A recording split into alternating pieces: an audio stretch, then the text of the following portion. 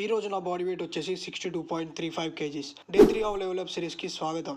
ఈ వీడియోలో నా 2700 calorie full day of eating అయితే చూపిస్తా.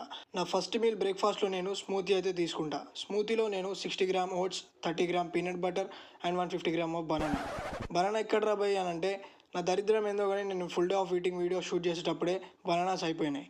అండ్ బనానా తర్వాత నేను 500 ml మిల్క్ యాడ్ చేసుకొని స్మూతీ అయితే ప్రిపేర్ చేసుకుంటా. అండ్ వీటి క్యాలరీస్ అండ్ మైక్రోస్ వచ్చేసి ఇవే.